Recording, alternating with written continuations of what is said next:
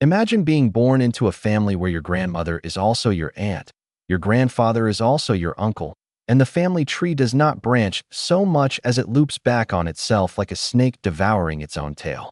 This was not a nightmare. This was not a cautionary tale whispered by peasants around a fire. This was deliberate policy, engineered across generations by the most powerful royal house in European history. This was the Habsburg Dynasty, and for nearly 2 centuries, they turned marriage into a weapon, inheritance into an obsession, and their own bloodline into a slowly tightening noose. To understand how a young woman named Margaret Teresa came into the world in 1651, you must first understand the machine that built her. The Habsburgs did not simply rule Europe. They owned it, or at least they believed they did, and they had the marriage contracts to prove it. At the height of their power in the 16th century, the Habsburg family simultaneously controlled Spain, Austria, the Holy Roman Empire, the Spanish Netherlands, large portions of Italy, and a colonial empire stretching across the Americas and into Asia. No military conquest alone could have assembled this. It was assembled through weddings. The strategy was elegant in its ruthlessness.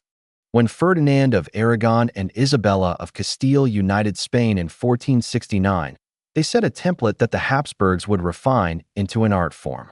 Their grandson, the Emperor Charles V, inherited so many thrones through so many carefully arranged marriages that a contemporary observer noted he ruled over an empire on which the sun never set. Charles himself once remarked that he spoke Spanish to God, Italian to women, French to men, and German to his horse. What he did not say, but what history records with brutal clarity, is that he spoke the language of blood ties to his own family, and that language had very few new words left. The logic behind Habsburg intermarriage was not madness, at least not at first. It was cold political calculation. Every marriage to an outsider risked diluting the dynasty's territorial holdings, introducing foreign loyalties into the bloodline, or worse, allowing a rival house to claim inheritance rights over Habsburg lands. By marrying cousins to cousins, uncles to nieces, and siblings to siblings across generations, the Habsburgs believed they were sealing their empire like a vault. What they were actually doing was sealing something else entirely. By the early 1600s, the genetic consequences were becoming impossible to ignore. The famous Habsburg Jaw, a pronounced underbite caused by a condition called mandibular prognathism, had become so extreme in some family members that they could not chew their food properly. Philip II of Spain, who ruled from 1556 to 1598, was described by contemporaries as having a jaw so protruding that his lips could not fully close. His son Philip III inherited the condition. His grandson Philip IV inherited it further still. And his great-grandson, Charles II of Spain, born in 1661, would represent the end point of this experiment, a man so genetically compromised that he could not speak clearly, could barely walk, and died without an heir at the age of 39, his body a testament to what happens when a dynasty refuses to look outside itself for partners. But before Charles II arrived to close the chapter, there was Margaret Teresa. Born on July 12, 1651, in Madrid, she was the daughter of Philip IV of Spain and his second wife, Mariana of Austria. And here is where the machine reveals its full, breathtaking absurdity. Mariana of Austria was not merely Philip's wife. She was his niece. Philip was born in 1605. Mariana was born in 1634. He was 29 years older than the woman he married, and she was the daughter of his own sister. The Habsburg family tree, by this point, had become less a tree and more a diagram of circles, each one overlapping the last, each one drawing the genetic pool tighter and tighter. Margaret Teresa carried within her body the accumulated inheritance of 150 years of deliberate inbreeding. She was born on the 12th of July, 1651, in the Royal Alcazar of Madrid, and from the very first breath she drew, she was not entirely her own. Margaret Teresa of Spain entered the world as the daughter of Philip IV and his queen, Mariana of Austria, and the court of Madrid received her arrival not merely as a joyful event, but as a political asset, a living instrument of statecraft wrapped in swaddling cloth. The machinery of Habsburg diplomacy did not pause for childhood. It simply waited, measuring the years with cold patience, until the asset was ready to be deployed. The man who would document her transformation from infant to diplomatic commodity was Diego Velázquez, the greatest painter of the Spanish Golden Age, and his 3 portraits of the young Infanta constitute one of the most extraordinary sequences in the history of European art. The first portrait, completed around 1653 when Margaret Teresa was barely 2 years old, shows a small child in a silver and rose gown, her blonde hair already arranged with the rigid formality of court protocol, her expression carrying a gravity that no 2-year-old should possess. The second portrait followed around 1656, when she was 5, immortalized in the vast, luminous canvas known as Las Meninas, where she stands at the center of a crowded royal chamber, surrounded by attendants, a dwarf, a dog, and the shadowy reflection of her parents in a distant mirror. The third portrait arrived around 1659, when she was 8, dressed now in a blue gown of extraordinary architectural complexity, her waist cinched, her posture immaculate, every inch of her appearance engineered for a specific purpose. That purpose was not artistic admiration. These portraits were diplomatic dispatches. They were sent, at carefully timed intervals, to Vienna, to the court of the Holy Roman Emperor Leopold I, who was himself a Habsburg, himself a cousin of the Spanish royal family, and himself the man already designated as Margaret Teresa's future husband. Leopold received each portrait as a merchant might receive a quarterly report, studying the progression of the child's features, her coloring, her physical development, with the detached assessment of a man evaluating an investment. The portraits were, in the most precise sense of the word, a catalogue, and Margaret Teresa was the merchandise. The betrothal had been arranged years before she was old enough to understand what betrothal meant. The political logic was, by Habsburg standards, perfectly coherent. Spain and the Austrian branch of the family needed to maintain their alliance against the rising power of France under Louis XIV. A marriage between the Spanish Infanta and the Austrian emperor would bind the 2 branches together for another generation, reinforce territorial claims, and present a unified front to their enemies. That Margaret Teresa was a child, that Leopold was 20 years her senior, that she would be required to leave her homeland permanently and travel to a foreign court where she knew no one. These considerations did not enter the diplomatic correspondence with any particular weight. She was formally betrothed to Leopold I in 1666. She was 15 years old. The negotiations that preceded this moment had involved ambassadors, legal scholars, theologians, and treasury officials. They had debated dowry payments, territorial guarantees, succession rights, and the precise ceremonial protocols of the handover. They had produced hundreds of pages of documentation. At no point in any surviving record does anyone appear to have consulted Margaret Teresa herself. A 15-year-old girl is handed from one empire to another, and no one asks her consent. The convoy that departed Madrid in the spring of 1666 was not merely a traveling party. It was a statement.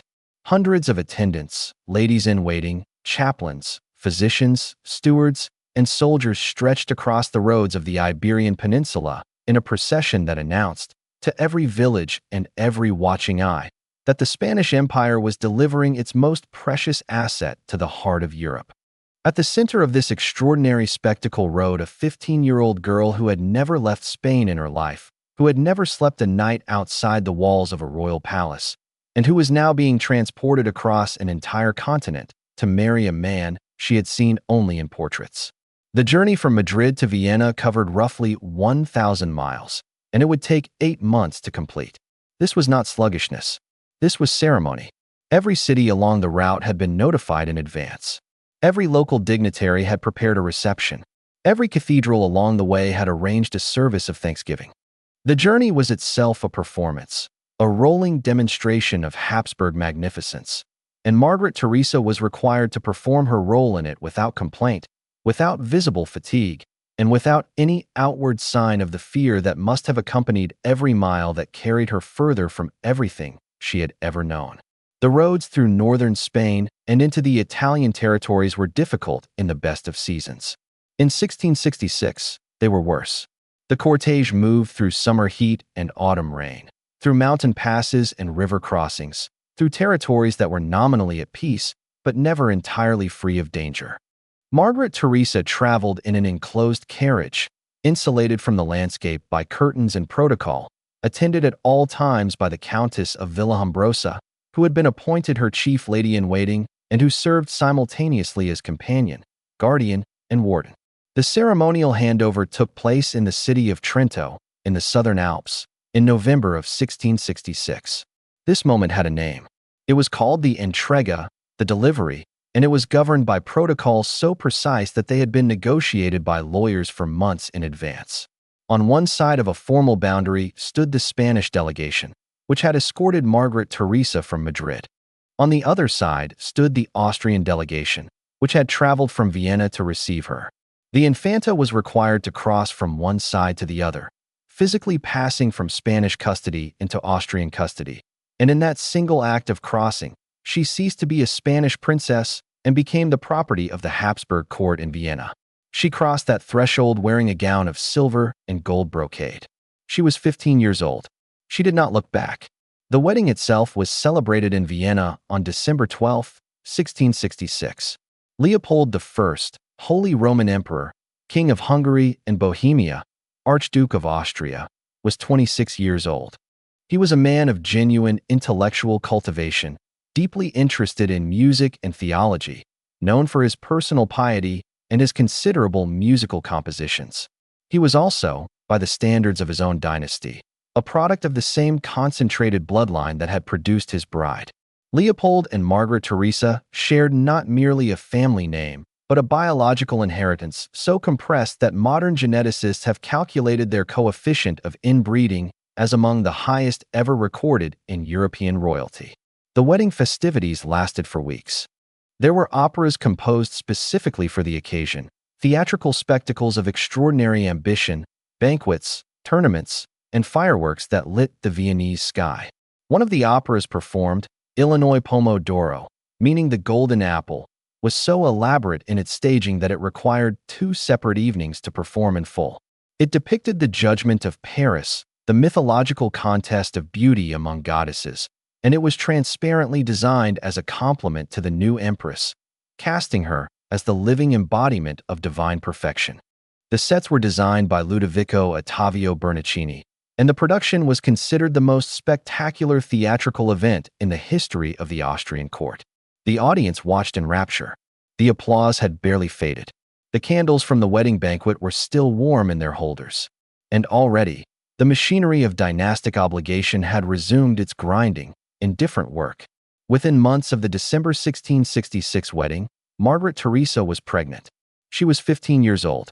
Her body, still adolescent in its development, was now subject to the full biological demands of an imperial court whose singular obsession was the production of a male heir.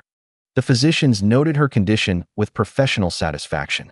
The court celebrated with formal announcements. No one, it appears, paused to consider what this meant for the girl herself.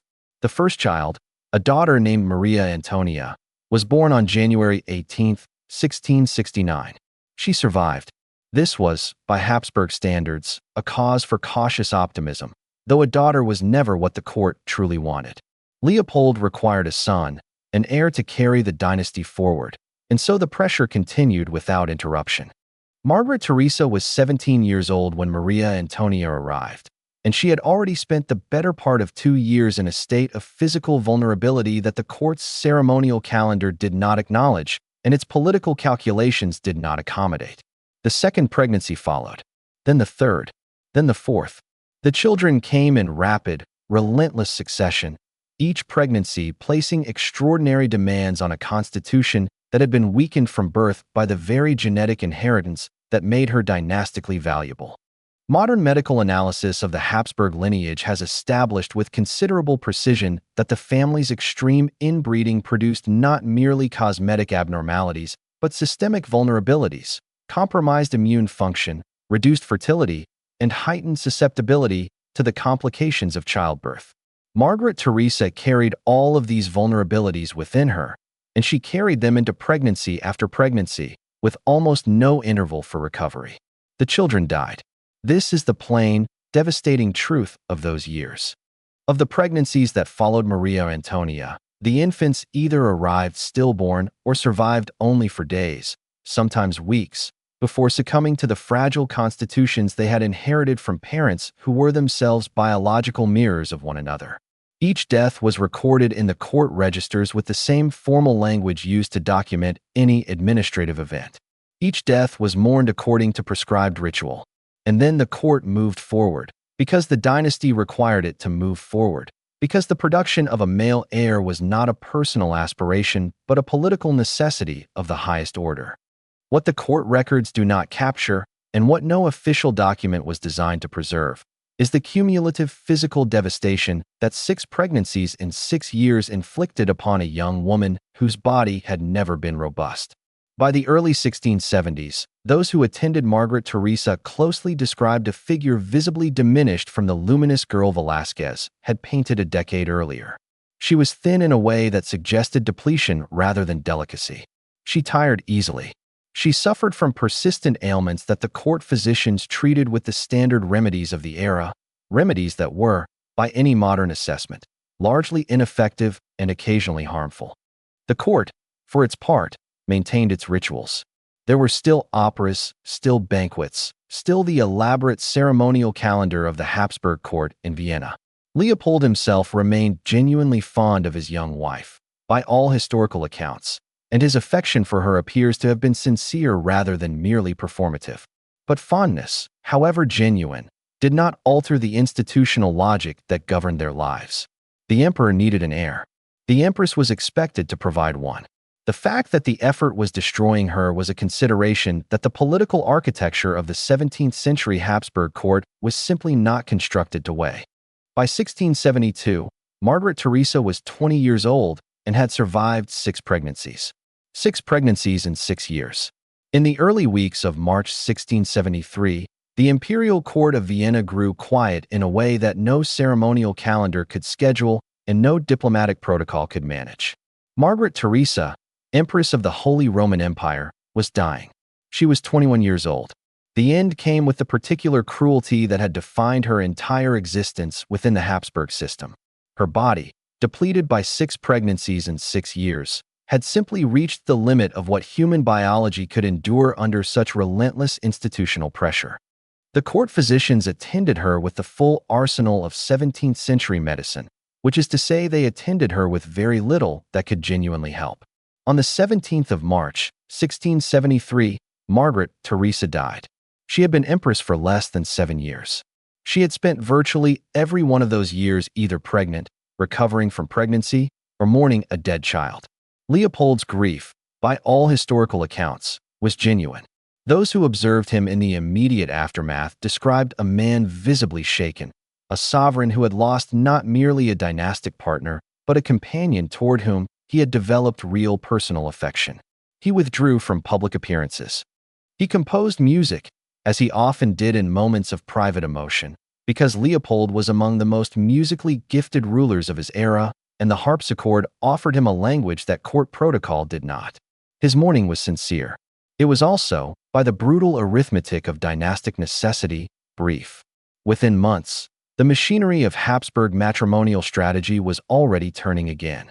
Leopold remarried in October 1673, less than 7 months after Margaret's death, taking Claudia Felicitas of Austria as his second wife. The speed of this remarriage was not callousness in any personal sense. It was the system operating exactly as it had always operated, the same system that had sent a 6-year-old girl from Madrid to Vienna, the same system that had placed a 13-year-old bride in a marriage bed, the same system that had demanded pregnancy after pregnancy from a constitution never built to survive them. The dynasty required an heir. The emperor was 33 years old. There was no time for extended grief when the succession remained unsecured. And what of the one child who had survived? Maria Antonia, born in 1669, the single living product of Margaret Teresa's 6 pregnancies, now found herself at the center of a diplomatic calculation that would determine the fate of an entire dynasty. She was the last direct descendant of the Spanish Habsburg line through her mother. She carried within her blood the accumulated inheritance of both the Austrian and Spanish branches of the family, which meant she carried within her blood the accumulated consequences of generations of deliberate inbreeding. She was, in the language of dynastic politics, extraordinarily valuable. She was also, in the language of modern genetic analysis, extraordinarily burdened. Maria Antonia was betrothed to Maximilian II Emmanuel, Elector of Bavaria, and the union was arranged with the same cold precision that had governed every Habsburg marriage for a century and a half.